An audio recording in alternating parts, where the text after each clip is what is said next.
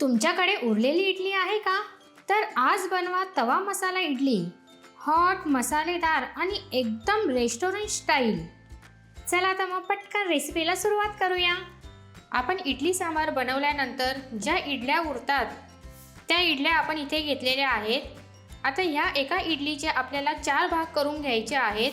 इथे सगळ्या इडलींचे आपण असे 4 भाग करून घेतलेले आहेत. आता आपल्याला इकडे एक मोठा तवा घ्यायचा आहे, नाहीतर अशी मोठी पसरट कढई घ्या. ह्याच्यामध्ये आपल्याला बटर घालायचं आहे. बटरऐवजी तुम्ही इथे तुपाचा सुद्धा वापर करू शकतात. आणि थोडंसं तेल गरम झालं की जिरं घालायचं. जिरं चांगलं फुललं की बारीक चिरलेला कांदा घालायचा आणि कांदा चांगला नरम होईपर्यंत आपल्याला परतून घ्यायचा आहे. इथे कांदा चांगला परतलेला आहे. आता आपल्याला ह्याच्यामध्ये शिमला मिरची घालायची आहे, टमाटर, आणि हे सुद्धा चांगलं परतून घ्यायचं.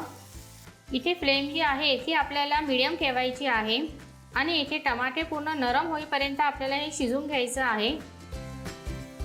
इथे टमाटे आपले चांगले नरम झालेले आहेत. आता आपल्याला ह्याच्यामध्ये अद्रक लसूणची पेस्ट घालायची आणि अद्रक लसूणचा कच्चेपणा जाईपर्यंत आपल्याला हे परतून घ्यायचं आहे.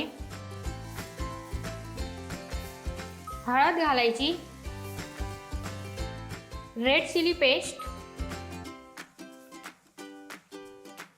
पावभाजी मसाला, चवीप्रमाणे मीठ, आणि हे मसाले चांगले शिजवून घ्यायचे. ह्याच्यामध्ये इथे मी सुक्या लाल मिरच्या कोमट पाण्यामध्ये भिजवून घेतल्या आणि त्यांना मिक्सरमध्ये वाटून घेतलेलं होतं. ती पेस्ट ह्याच्यामध्ये ही घातलेली आहे.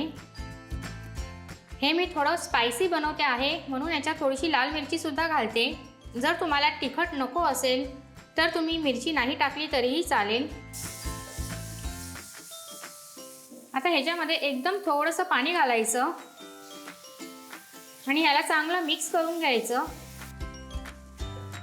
आता आपल्याला ह्याच्यामध्ये आपण ज्या इडल्या कापून घेतलेल्या आहेत ह्या घालायच्या आणि ह्याला चांगलं मिक्स करून घ्यायचं. तुमच्या सपोर्टमुळे आम्ही 4000चा पल्ला पार केलेला आहे.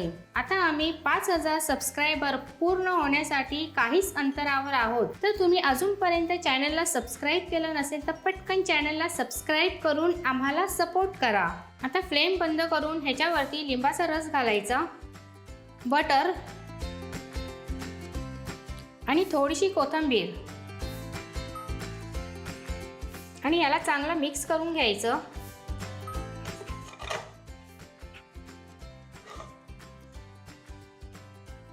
हे घ्या, आपली इथे तवा मसाला इडली बनून तयार झालेली आहे.